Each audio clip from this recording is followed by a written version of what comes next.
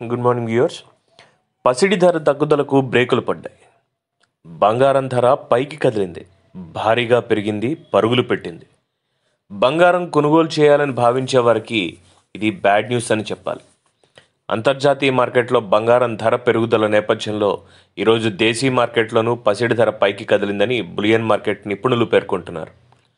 పసిడి ధర పెరిగితే వెండి మాత్రం తగ్గడం చిన్న ఊరట. హైదరాబాద్ మార్కెట్లో బంగారం ధర పెరిగింది. శుక్రవారం 10 గ్రాముల 24 క్యారెట్ల బంగారం ధర 610 పైకి కదిలింది. దీంతో 54,270 రూపాయలకు చేరుకుంది ధర అనేది. అదే సమయంలో 22 క్యారెట్ల బంగారం ధర కూడా 560 రూపాయలు పరుగులు పెట్టింది.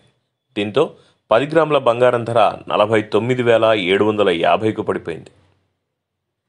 పసిడి ధర పెరిగితే వెండి ధర మాత్రం దిగొచ్చింది. కేజీ వెండి ధర 50 తగ్గింది. దీంతో 65,500కి పడిపోయింది.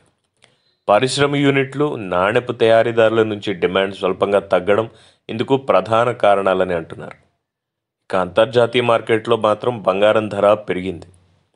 పసిడి ధర ఔన్స్కు 0.16% పెరుగుదలతో $1,935లకు చేరింది.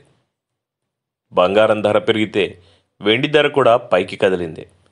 వెండి ధర ఔన్స్కు 0.24% పెరుగుదలతో $27.09లకు చేరింది. ఇకపోతే పసిడి ధరపై ప్రభావం చూపే అంశాలు చాలానే ఉంటాయి.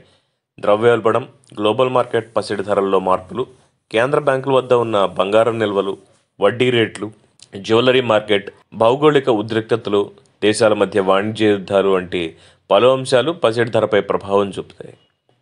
సో ఇది ఈరోజు ఉన్నటువంటి బంగారం అప్డేట్స్. మళ్ళీ రేపు కలుసుకుందాం.